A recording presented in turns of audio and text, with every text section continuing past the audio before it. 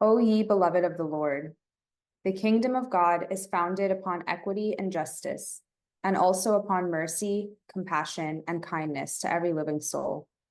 Strive ye then with all your heart to treat compassionately all humankind, except for those who have some selfish, private motive or some disease of the soul. Kindness cannot be shown the tyrant, the deceiver, or the thief, because far from awakening them to the error of their ways, it maketh them to continue in their perversity as before. No matter how much kindliness ye may expend upon the liar, he will but lie the more, for he believeth you to be deceived, while ye understand him but too well, and only remain silent out of your extreme compassion. Baha'u'llah. So today we're really happy to have Mr. Lawrence M. Miller as our speaker, and he'll be talking about empathy in leadership and community, antidote to authoritarianism. For the past 45 years, Mr. Miller has worked to improve the culture of organizations and the skills of their leaders. His expertise is derived from hands-on experience creating change in the culture of hundreds of organizations. He currently has 18 online courses on leadership and management and more than 300,000 enrolled students. He has been a Baha'i since 1968 and has served on many committees and assemblies, including the National Teaching Committee, the Board of Landegg International University, and the Board of the Social Economic Development Agenda, Mottaheddeh Development Services. His book, Spiritual Enterprise, Building Your Business in the Spirit of Service, published by George Ronald, applies the principles of the Baha'i Faith to business and organization culture. Mr. Miller has authored 10 books, among them American Spirit, Visions of a New Corporate Culture, which was the text for Honda of America's course on their values and culture, and Barbarians to Bureaucrats, Corporate Life Cycle Strategies, which draws on the history of the rise and fall of civilizations to illustrate the patterns of leadership and evolution in corporate cultures. Most recently, he authored Getting to Lean, Transformational Change Management, that draws on the best change management practices such as socio-technical system design, appreciative inquiry, and systems thinking, or learning organizations to provide a roadmap to transforming organizations. He's also authored The Team Guide to Continuous Improvement, a workbook for team leaders and members, the core human process of lean organizations. He has appeared on the Today Show, CNN, made numerous appearances on CNBC, has written for the New York Times, and been the subject of a feature story in Industry Week magazine. So with that, I'm really happy to hand it off to Mr. Miller. Greetings. Hi, everybody. Thanks for joining. I'll do a presentation, and I hope I'll be fairly brief, and then we can have some conversation, because it really is a conversation. I mean, this is not a subject where somebody knows a right answer and you're going to learn the right answer. It's about learning to think and developing patterns of thought around the subject of leadership and organization culture. I've been in a learning process for 50 or so years in that regard. And, frequently there are new things that come about, new research that shed new light. So it is a conversation. First, let me apologize. I have a cold and I hope to be over it by this time, but I'm apparently not over it. I'm still sniffling. So any defect in my presentation is entirely the result of my cold. Anything that shines through as good in my presentation is entirely me. Just want to establish those ground rules. Okay, so let's just get into this. If you've been a student of leadership or management for any number of years, you know that new buzzwords come and go. People are talking about quality or engagement or empowerment, or they're different words, and they're all good. There's nothing wrong with any of them. They're all things that are worth working on. And just in the last few years, the word empathy, and it might be interesting to kind of think about why it is, but the term empathy has become very popular in management leadership conversation. So of course I've thought about it, and I've thought about the Baha'i perspective. And let me just say this about the Baha'i. I know some on the call are Baha'is and some are not Baha'is. And it doesn't really matter, because this is a subject that we're all have to delve into. But I think, I became a Baha'i in college a million years ago. And our purpose as a Baha'i is we have two purposes. Number one is to know and love and obey God. That's our first purpose. And our second purpose, I think, is you might call it a minor purpose rather than our larger, greater purpose. We have to find a way of actualizing that in our lives. What does it mean to serve God? What is that about, really? You can't just say, okay, I'm serving God now. No, you have to find a channel. You have to decide how you're going to focus your energies. Because if you're just saying I'm serving God, but you're not really focused on any field of knowledge or field of work, it's fairly useless, I think. So, I got involved in the field of organizational behavior when I started working in prisons in North Carolina. I'll come back to that. And then I started in 1973, I started working as a management consultant training organization. And I really focused my energies on how do you create organization culture, a place where we live. Most of us spend more time in an organization, in our work system, than we do at home.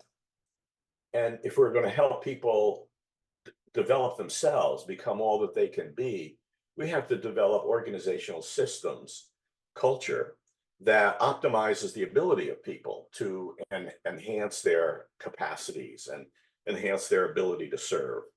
So that has been my focus really all my working life. And I claim to know 1/100th% of what there is to know.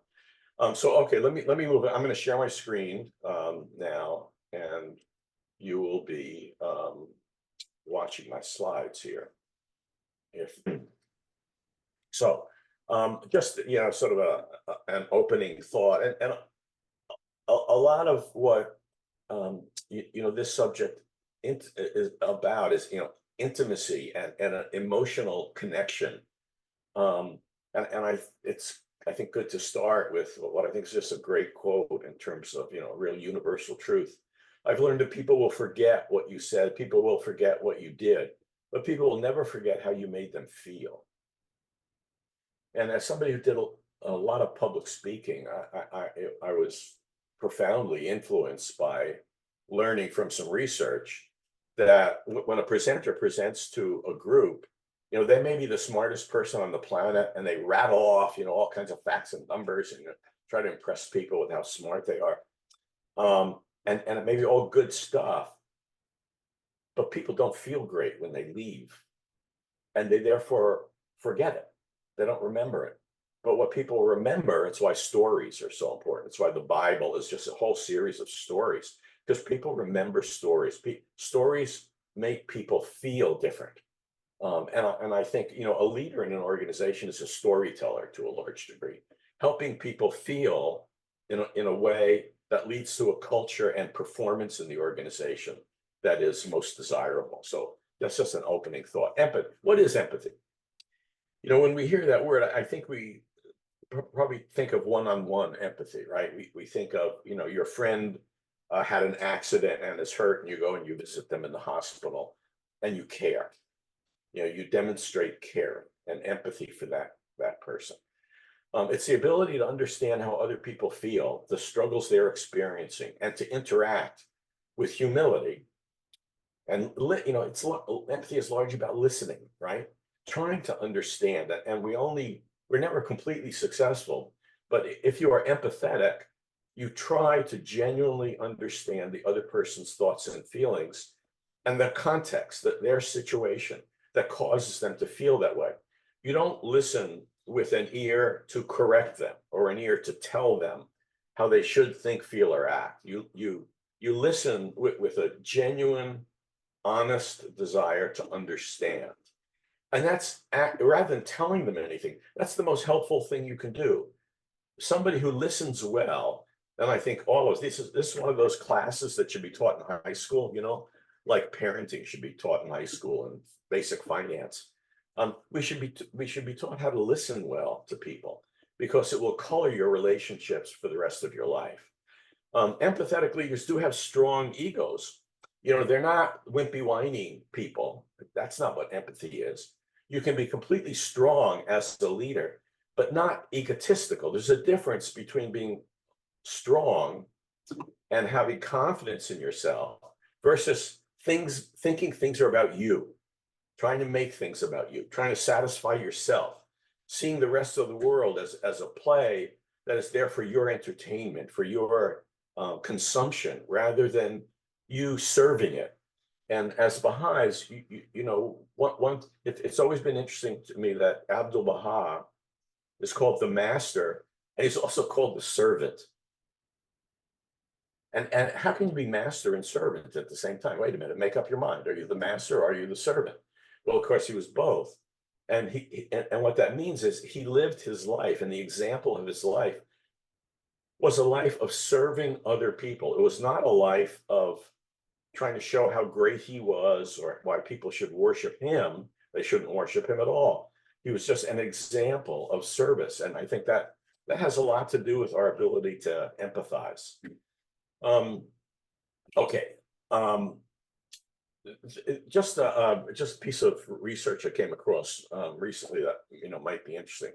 There was a survey done of 46,000 employees, and found that those corporations have a lot of wellness programs, and they sort of sell themselves to their employees with these wellness programs, and they're not bad. They're good. Some of them are health, like exercise rooms. As a wellness program, or childcare, or lots of other things. But this research found that those who participated were no better off than those that didn't. Only workers who participated in charitable work did have an improved sense of wellness. I think this is fascinating. Engaging in empathetic behavior may be more beneficial than receiving empathy from an employer or manager. And just, I had an experience I've worked with a lot of senior management teams developing their ability to work together as a team. And I was working with this company. It was in the construction industry, and the president and his senior team. And they'd done a lot of things to try to become a good team. And they told me very honestly, we've had team building consultants and so forth. And they didn't think any of it did any good. And I just had sort of a random thought came to me. And I said, rather than focusing on yourselves for a moment, let's just try an experiment. What could you do as a group, as a team, to focus on others and to be helpful to others? Well, they knew a lot about construction. And one of them knew there was a boys girls club, WMCA, WYCA, in their city that needed a lot of help. I mean, the building was decrepit, and paint was falling off, and it was kind of a mess. And they said, we could do that.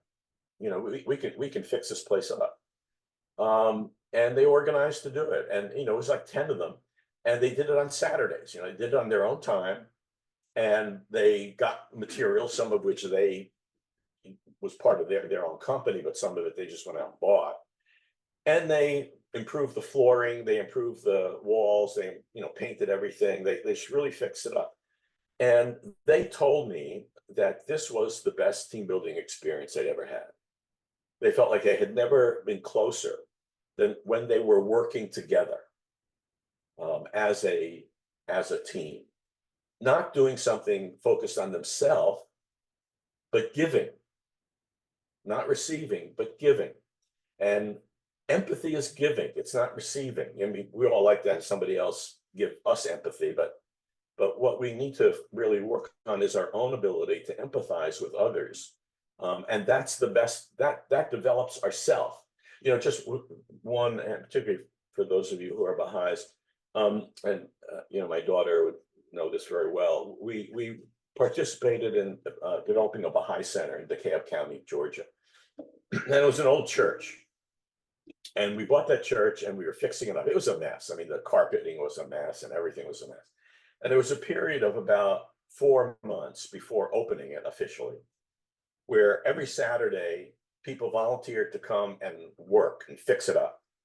And we painted everything. We replaced the carpeting. We all the grounds were landscaped. There was no landscaping on the grounds for this church at all. I mean, it looked terrible. And about 6 months or a year later, I was on a committee in Atlanta, and one of the gentlemen, a Persian man who had two sons, they came every Saturday to work on the Baha'i Center, painting walls and so forth. And this was a man who escaped Iran, escaped the persecution in Iran, and had to cross mountains. I mean, literally, he crossed mountains to get out of there. And he said it sort of in a casual way, but it kind of knocked me over. He said, you know, those Saturdays painting walls at the Baha'i Center were my most meaningful experience as a Baha'i. I thought, really? Really painting walls was your most meaningful experience as a Baha'i? And I had to think about that a lot. And why? It was because he was doing real stuff. Him and his sons were working together to beautify and improve this facility for others, not for themselves. If they'd been doing it to their own house, he probably would have had trouble getting his sons there, you know. But doing this, you know, for the Baha'i Center meant so much. And it was just an example of giving rather than receiving.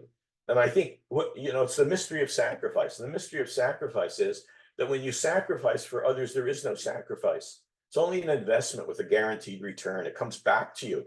And it comes back to you being more than what you gave, right? That's the mystery of sacrifice. And I think being empathetic, it's a small sacrifice. It's not a big sacrifice.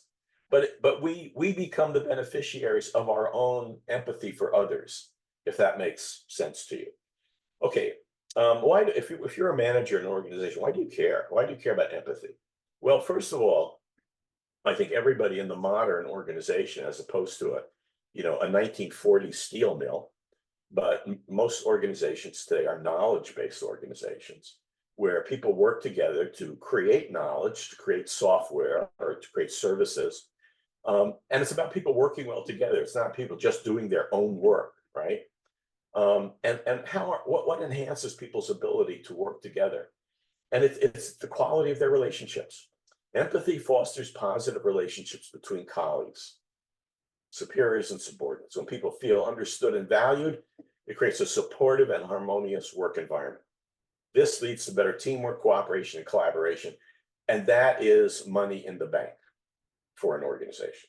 The degree to which people engage in cooperation, engage in collaboration, engage in teamwork, produces good product, produces good service. So it's not just airy-fairy. It's real stuff that results in real work. And I can give you lots of examples of organizations that are a disaster because they have been a disaster because of absolute tyrannical leaders who don't listen and destroy teamwork and cooperation. And the result is their product suffers. And therefore, the bottom line suffers. Sooner or later, the bottom line will suffer if the culture is bad. So empathy enhances communication. Empathy helps, and by the way, particularly in upward communication. You know, in Toyota Production System, which I'm a student and teacher of, there's something called the Gemba Walk. And the Gemba Walk is where the plant manager every day walks around the plant. And he doesn't walk around the plant looking for people doing the right things or the wrong things and catching them doing, a mistake. That's not what he's doing. He's walking around the plant to learn, to listen, and to learn from what they call the world's greatest experts who are on the spot, who have their hands on, who are doing the work. They're the real learners in the organization because they every day see what's working and what's not working. You know, the whole Boeing saga. And, boy, I just wish I could get in there and wring people's neck. They have had quality problems for years. And those quality problems have killed people. I mean, literally killed people. And if you listen to the workers, they know why. They know why. And you know why? Because the managers aren't listening to them. They're not engaging them. They're not valuing them. Instead, they create quality control mechanisms. Quality control is not the problem. The problem is people at the first level who do the real value-adding work in the organization. Those people caring. Those people being willing to solve problems. Those people being listened to. If the manager is not empathetic and developing intimacy with those people, not listening to them, quality suffers, and people die. And that is the best example I could ever think of for that. When people feel heard and acknowledged, they're more likely to express themselves openly, being clear and more productive communications, which leads to enhanced problem solving. So people do not die, and bolts are not left off a door when it's not they didn't know what to do. I don't know exactly how that happened, but it happened from workers not caring enough and not being listened to. Anyway, moving right along. Google did some really good research a year or two ago, a couple years ago. And the good thing about Google, Google knows about data. Google is data. That data is the product of Google. If you go on Google, you are giving them data. You could say you become the product, but it's the data on your preferences and so forth that become the product that is what Google sells. And they're very analytic. I mean, they know how to look at data in a very sophisticated way. So they turn that onto themselves, their analytic ability. And they studied high-performing and low-performing teams within Google. And they identified the best-performing teams and said, why? Why are these teams so well-performing? And a couple things they found. First, on good teams, members spoke in roughly the same proportion. I want those of you who are Baha'is to think about Baha'i consultation. What do we do in Baha'i consultation? First thing we do is we listen well, right? We listen well, we respect, we have empathy for each other, all the members of the group. Google found in their best teams, members spoke in roughly the same proportion, a phenomenon the research referred to as equality of distribution of conversation, turn taking. As long as everyone got a chance to talk, the team did well. But if only one person or a small group spoke all the time, the collective intelligence declined. Now, isn't that interesting? The collective intelligence of the group, which is their ability to problem solve or their ability to come up with new products, new services, that declined if the group was dominated by either one person or a small group of people within the group. But equality of conversation enhanced performance. The good teams all had average social sensibility, a fancy way of saying they were skilled at intuiting how others felt. That's empathy, folks. They were skilled at intuiting how others felt based on their tone of voice, their expressions, and other nonverbal cues. Isn't that interesting? I mean, and they looked at a lot of variables in terms of what led to high performance. And the second most important thing was this sensitivity to each other, their ability to listen to each other, to intuit just based on tone of voice and their expressions, nonverbal cues, what other people were thinking and feeling. And therefore, they engaged them and they listened to them, respected them. That led to a high-performing team. Google's data also indicated that psychological safety, more than anything else, was critical to making a team work. And what does psychological safety mean? It's trust, right? We trust each other. I trust that when I offer an idea, I'm not going to be put down. My idea may be a stupid idea. We do that all the time in consultation. We say, well, why don't we do something? And when we diagnose it, listen to it, and listen to other ideas, I find out that, what I suggested really is not a very good idea. We have to be willing to express ideas that may turn out not to be a good idea. But I'm willing to do that, and you're willing to do that when we're not put down. We're not insulted by offering ideas that may sound silly. So there is psychological safety, and that's trust. I'll talk more about trust in a little bit, but that's the most important factors. Okay. Lack of empathy is a big problem. Let me just talk. If you were a corporate executive and you're saying, corporate executives are always saying, so what? Yeah, there are two really good questions they're always good questions. One is why. It's always a good question, right? 5-year-olds are really good. Root cause analysis is asking why 5 times. Why? 5-year-olds are very good at that.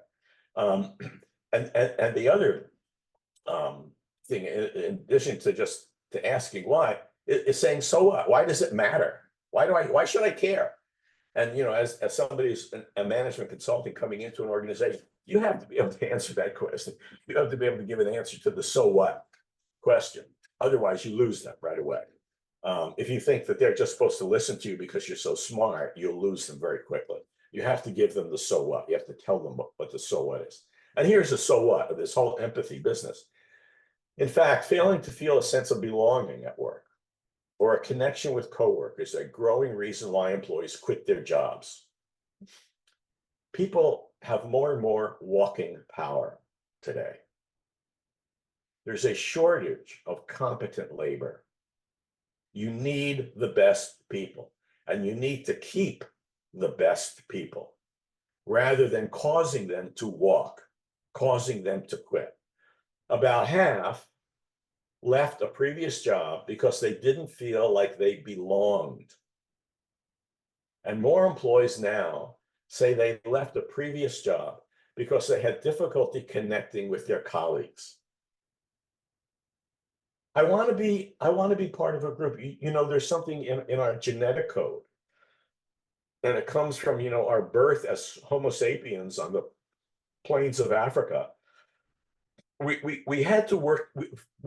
We survived by our belonging to a family, and that family became a tribe. We didn't survive on our own. Nobody survives on their own, even today.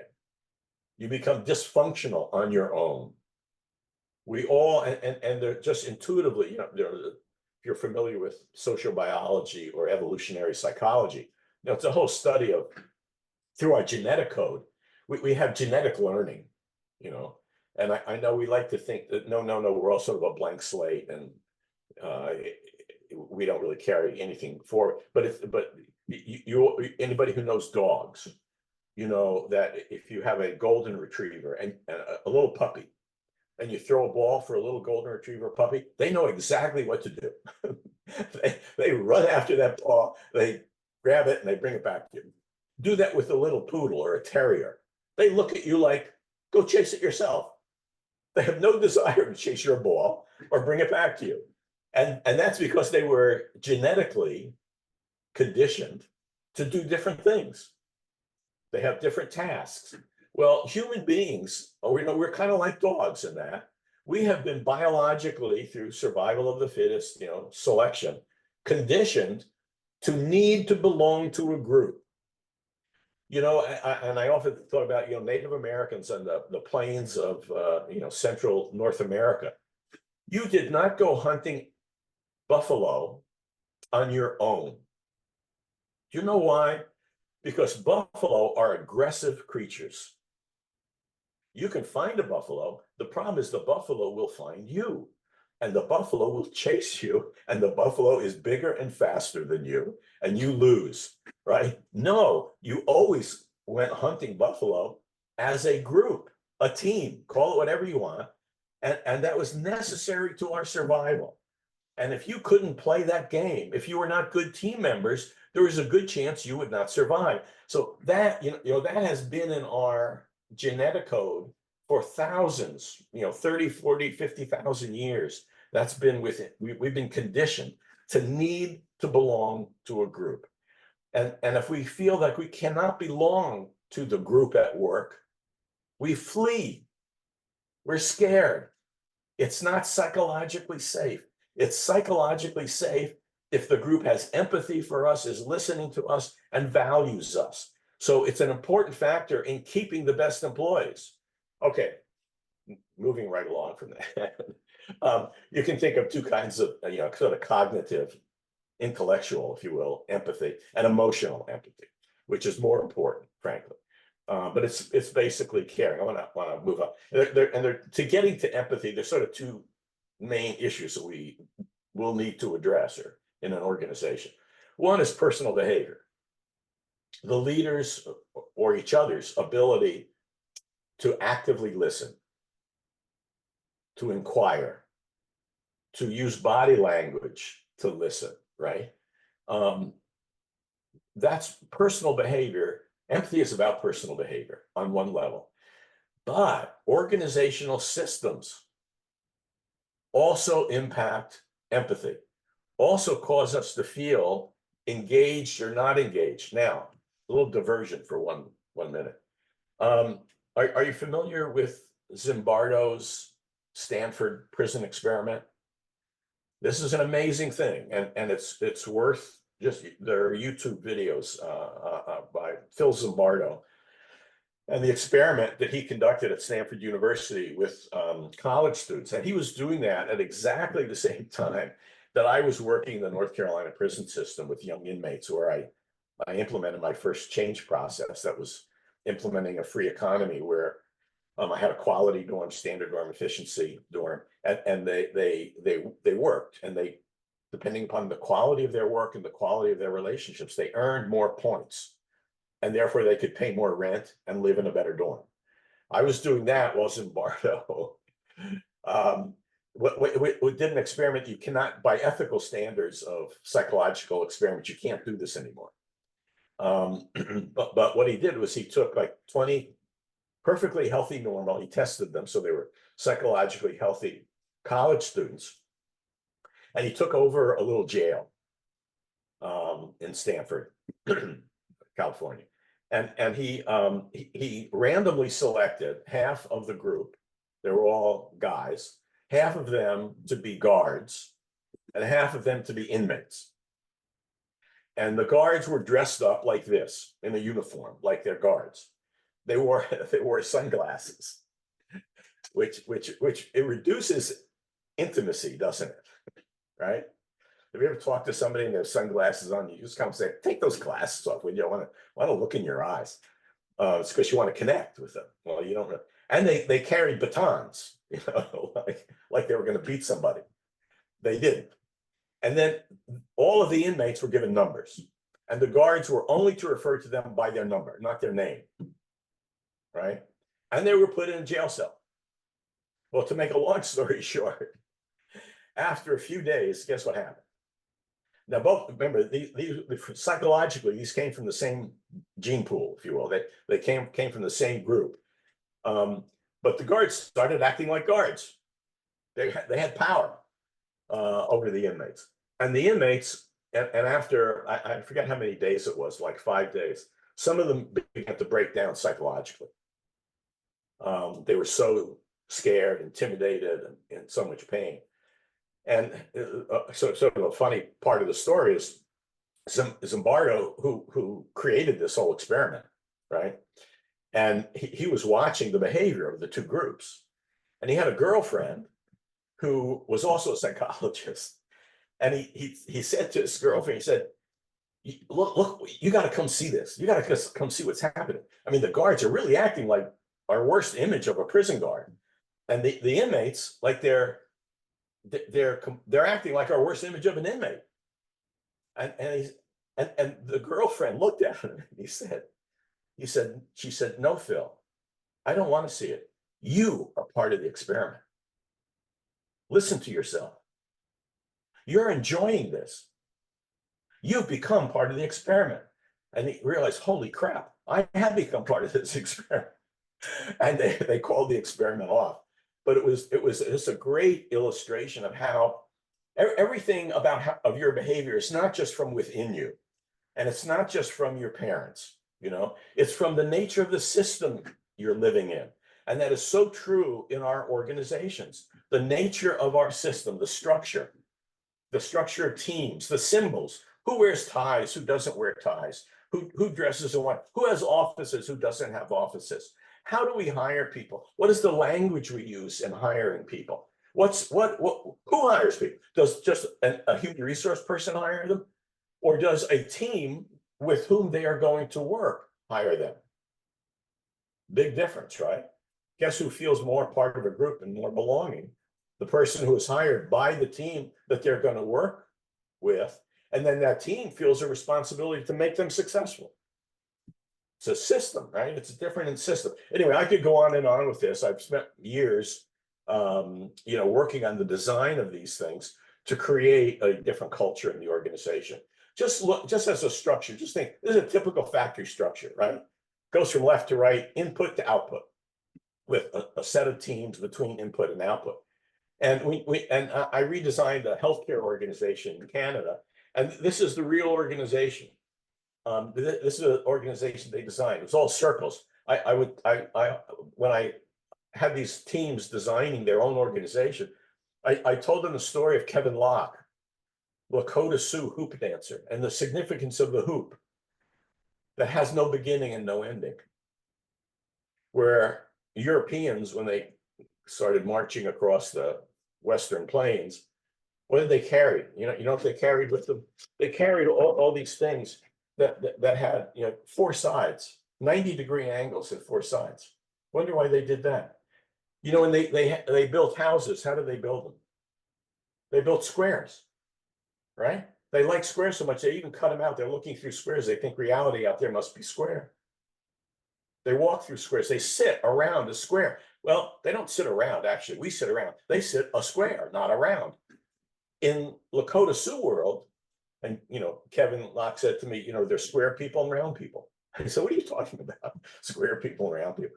He said, well, Lakota Sioux are round people. You Europeans are square people. I thought he was nuts. But he wasn't. He had exactly right. In the world of Lakota Sioux, here's a classic example of how crazy white people are. When Europeans walking across the plains, what did they try to? They did square dancing. Just think about it for a second. Square dancing. Square dancing is so unnatural. They got a guy always standing up, yelling at them, telling them what to do. Right? Early supervision. Guess what? In the Lakota Sioux world, do they dance in the squares? They don't do square dancing. They dance around, right? They dance around the hoop. Well, how are their houses? They're round. When they have a lot of houses, what do? They make a big circle of houses, right? What did Europeans do? They're square houses. And when they have a lot of houses, what do? They make blocks. Fly over New York City. What do you have? All these squares. Nothing, but you don't see a single round thing. It's all squares. Look at that. And you may think this is total absurdity, what Larry Miller's talking about, but it's how the mind functions. It's how the mind works. Because when you think only in squares, what it means is this guy on top is responsible. These people work in their squares. They don't work in other squares. In this organization, the squares are overlapping. You know why? They share resources, they share information, they work together even across their teams, and they're designed that way. And it's just a symbol of the nature of the culture. And it's based on caring about people, caring about their customer, in this case, that they had a real problem with. But anyway, okay, I want to move on. How much time have I blown already? Oh my goodness. Well, I'm not doing that bad, but okay. I want to talk about authoritarian versus empathic leaders.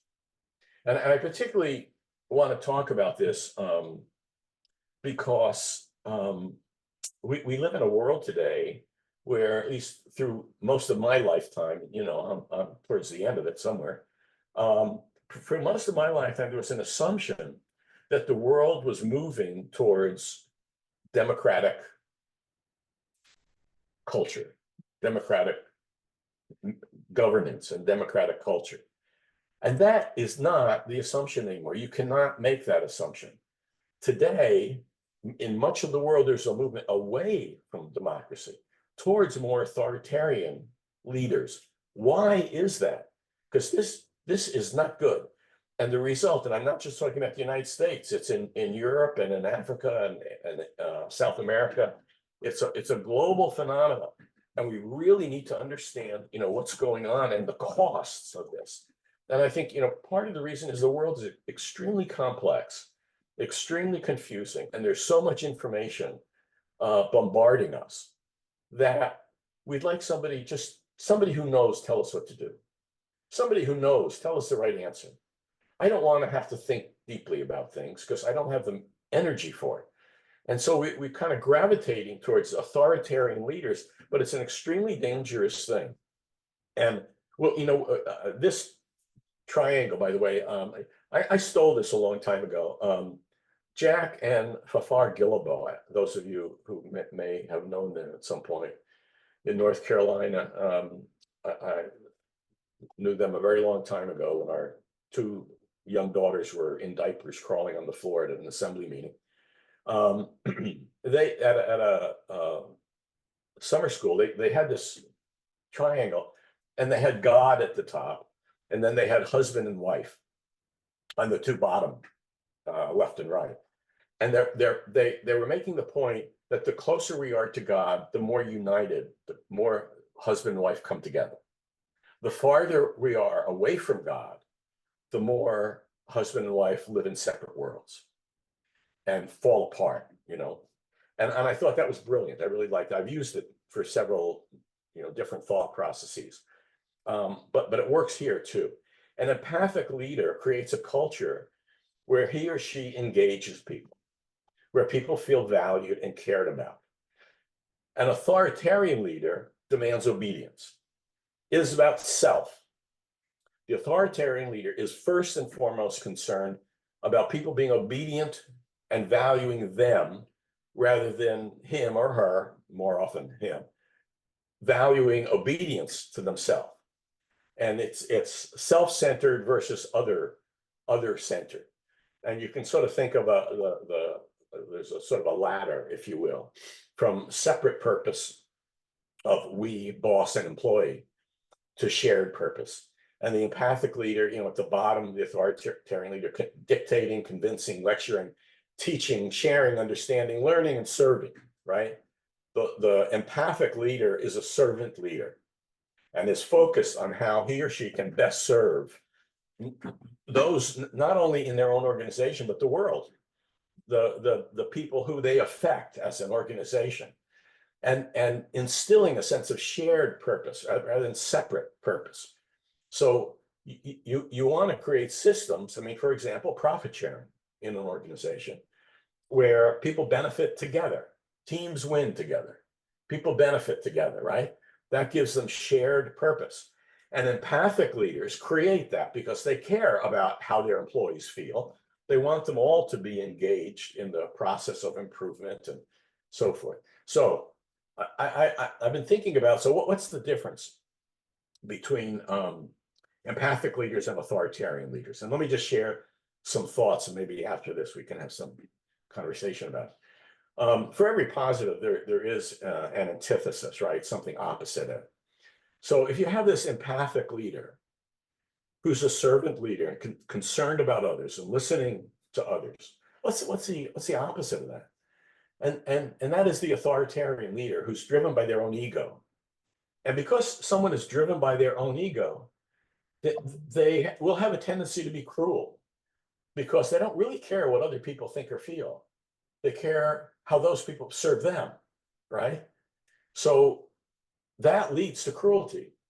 And that, if you just think about different characteristics or qualities of empathic versus authoritarian leaders, the first one is engaging versus obedience rather than engaging. Last night, little diversion here, on Netflix, I think it was on Netflix, there's a series on Alexander the Great. And I've been a student of Alexander the Great for many years. I've read several biographies of him. And everybody who does a movie about Alexander colors the character with their own ideas and their own interpretations of what must have been back then. But just one Alexander story, and this was not in the movie, but after their conquering was done, and he basically conquered all the known world.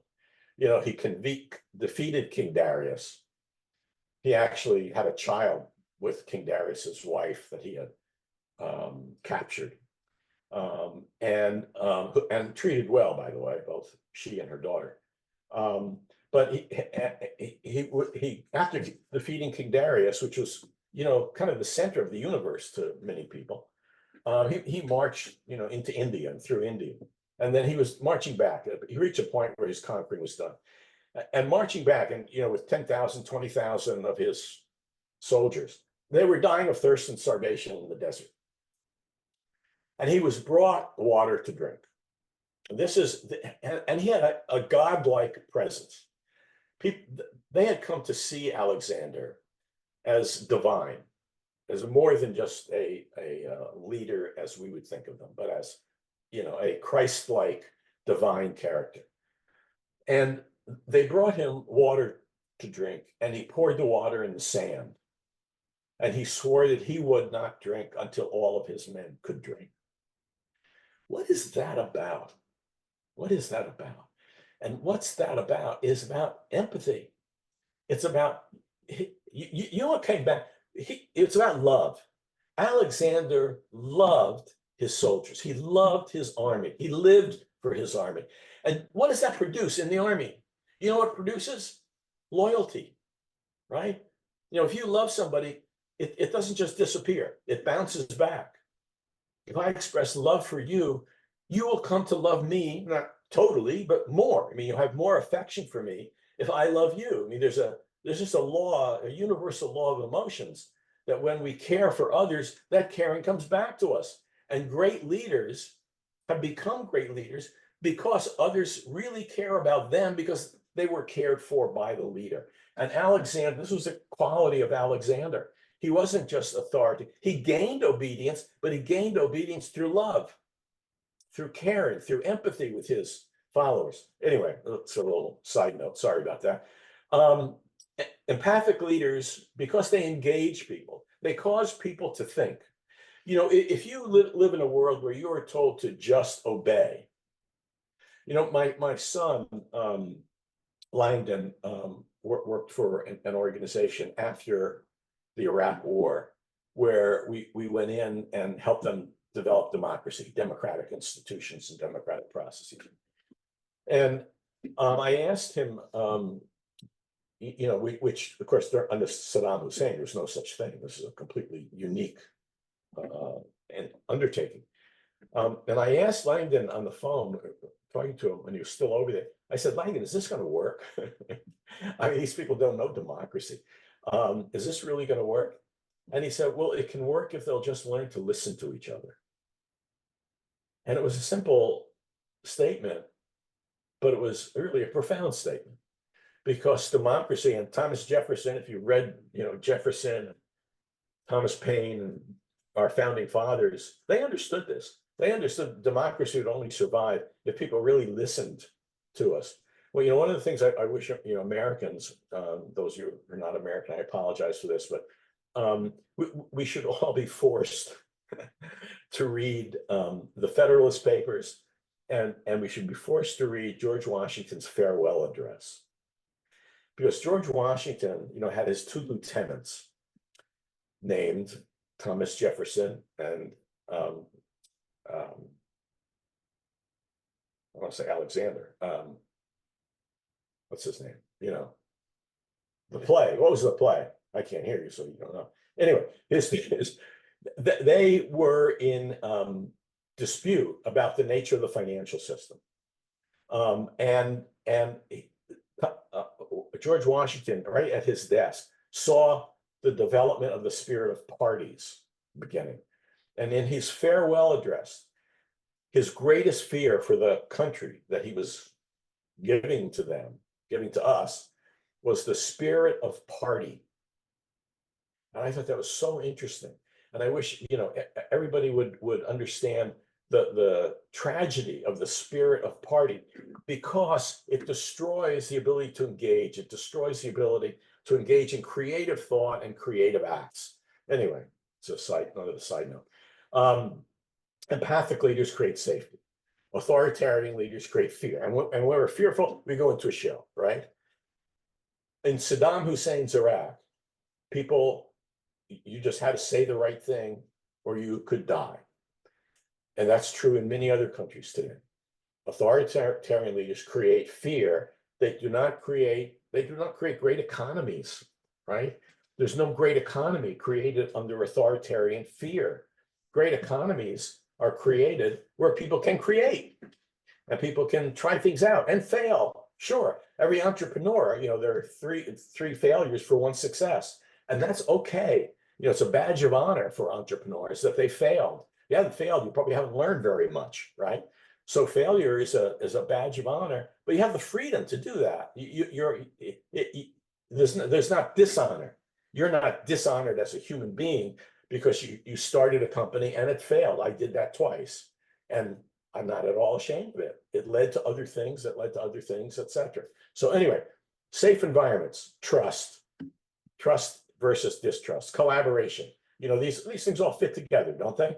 You can all see that they're part of a culture led by servant leaders, empathic leaders, that are cultures of trust, cultures of engagement. And we need this in our country, and we need it in our corporations. Just one or two more very, very quick thoughts, and I'll stop with this. If you read *Sapiens* or Robert Wright's books, talks about sort of evolutionary psychology and how we emerged from small units, tribal family units. But we did very simple tasks. You know, we hunted antelope, right? And then we suddenly discovered agriculture where we could, you know, plant corn or plant whatever the crop was. And then we began specialization because some people had to protect the territory. Some people had to go hunting. Well, some other people stayed at home, so to speak, on a safe land and planted crops and tended the crops, etc.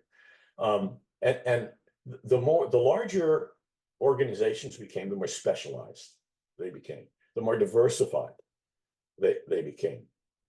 And the more specialized, the more diversified, the more different kinds of tasks, the more it was critical to have cooperation across those units, right?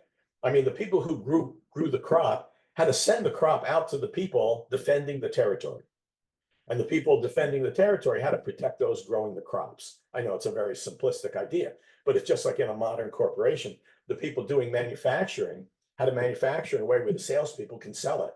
I mean, I know it sounds pretty silly, but the people doing R&D and engineering, they had to do that in a way that resulted in high quality manufacturing. I mean, there's this interdependence, the more complex things become. And, you know, in Robert Wright's book, Non-Zero, very great book.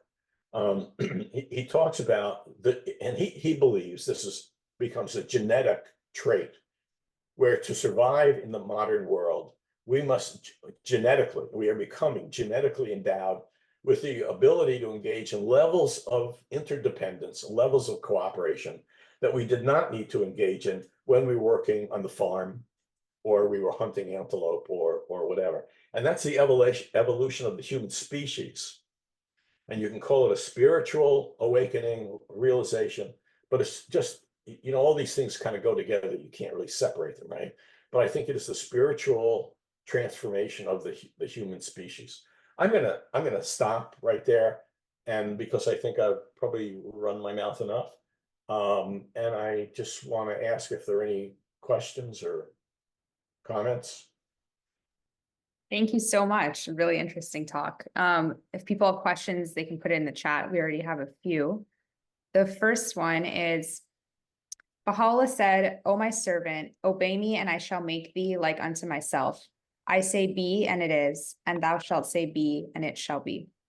How does your model align with obedience to God and the institutions of authority he has ordained in Baha'i teachings? Well, you know, and the study of the Baha'i institutions and how we get things done in the Baha'i world is very interesting. We cannot think that there is a specific model out there in the old world order, as we like to call it, that is the same thing that will develop in the Baha'i era.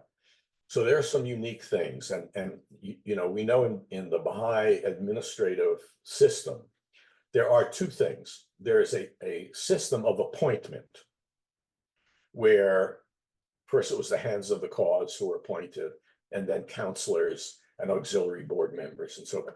And they were appointed to do jobs for certain qualities, competencies. You know, and I particularly, you know, come at this thinking about being a business person. You know, some of the hands of the cause were not necessarily the warmest, fuzziest, nicest people in the world. They weren't necessarily the most, what we would think of as the most spiritual people, but they knew how to find and buy marble. I know it sounds silly, but they knew how to get things done that the guardian needed to get done.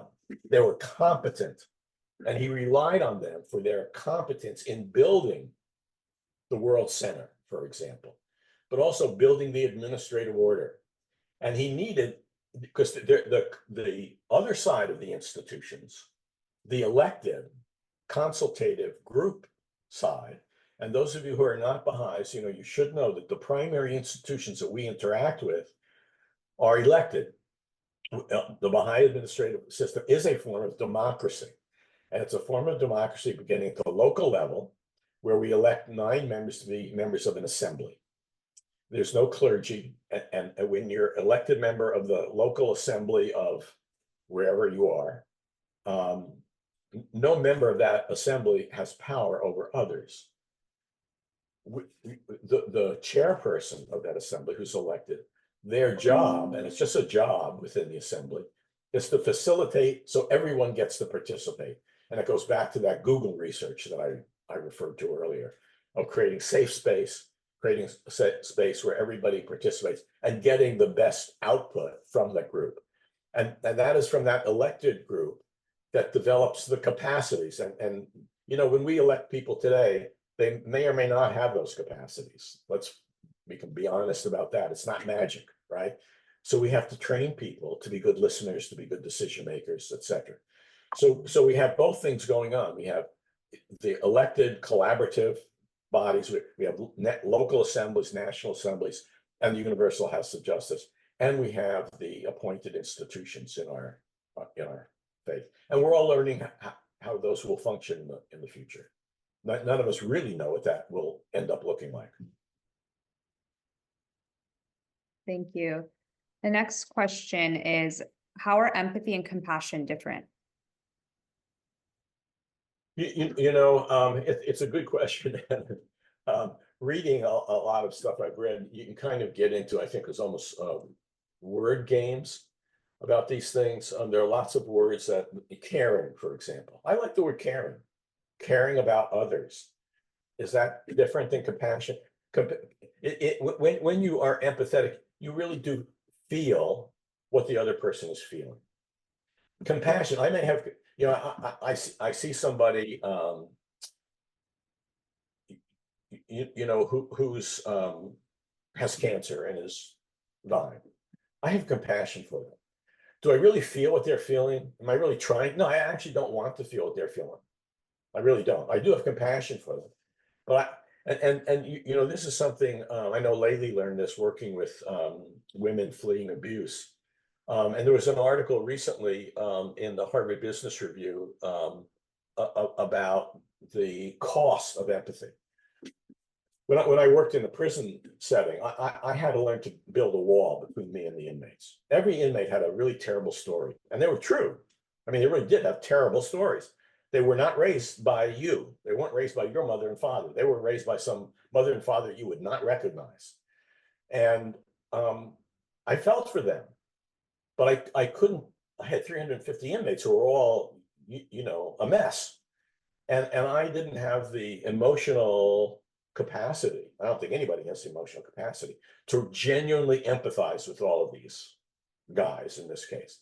So I could have compassion with them, but I could not deeply feel what they were all feeling. So I had to help them. I had to build some, wall in terms of my keeping myself safe, if you will.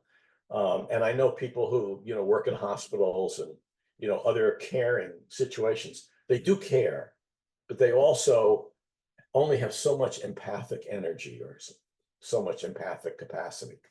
Anyway, that may or may not have answered that question. Next, you have another one? Thank you. The next one is, in the Four Valleys, Baha'u'llah wrote, "And if he feareth not God, God will make him to fear all things, whereas all things fear him who feareth God." What is the difference between the fear of God and the psychological fear we suffer in our human nature?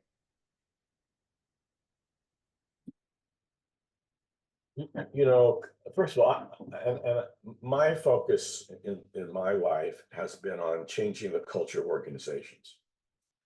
And I don't want to compare fearing God to fearing leaders in organizations. I don't want to fear leaders in organizations. I want to love leaders in our organizations. I want them to feel compassion for me or feel empathy for me and engage me and listen to me. God is God listening to me? Well, God's not listening to me in the sense that God is going to change his views based on listening to me. Heaven help him. No, it's a one-way relationship. I'm listening to God, and I'm trying to structure my life in a way where I'm being obedient to God. But God is the all-knowing, the all-wise. Leaders in organizations are not all-knowing and all-wise. They're completely different